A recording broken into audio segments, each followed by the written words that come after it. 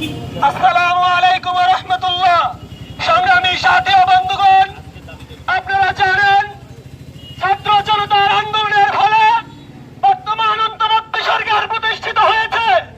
আপনারা জানেন বাংলাদেশের উত্তরাঞ্চল, এখানে 16টি জেলা আছে।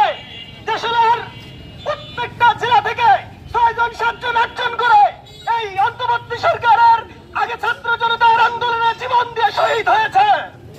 আমরা জানি এই অন্তর্বর্তী সরকারের যতগুলো উপদেষ্টা হয়েছে অধিকাংশই দক্ষিণ অঞ্চলের। আমাদের উত্তরাঞ্চল কি অপরাধ করেছে? আমাদের উত্তরাঞ্চলের ভাইরা ঢাকায় গিয়ে শহীদ হয়েছে। আমাদের উত্তরাঞ্চলের ভাইরা ঢাকায় গিয়ে শ্রম জীবন যাপিত করতে গিয়ে রাস্তায় আন্দোলনে শাহাদাত বরণ করেছে। আমরা জানি আমাদের উত্তরবঙ্গের রংপুরে আবুল সাঈদ ভাই শাহাদাত বরণ করেছে। মৃত্যু গোটা পৃথিবীর মানবিক মানুষের হৃদয়কে কাঁপিয়ে দিয়েছিল। আর ফলশ্রুতিতে গোটা বাংলাদেশের ছাত্র জনতাকে আমরা ফ্যাসিস্ট আওয়ামী লীগ সরকারের বিরুদ্ধে মাঠে নামাতে সফল হয়েছিলাম।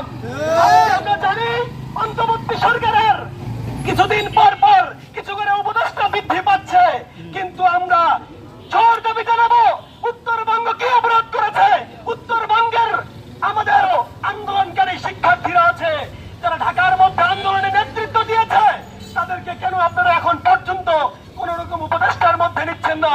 অথচ যারা আওয়ামী লীগের দালাল, যারা আওয়ামী লীগের দোষর ছিল, আমরা জানি বাংলাদেশের সংস্কৃতিকে সবচেয়ে নির্মতম স্থানে নামিয়ে দিয়েছিল ফারুকি।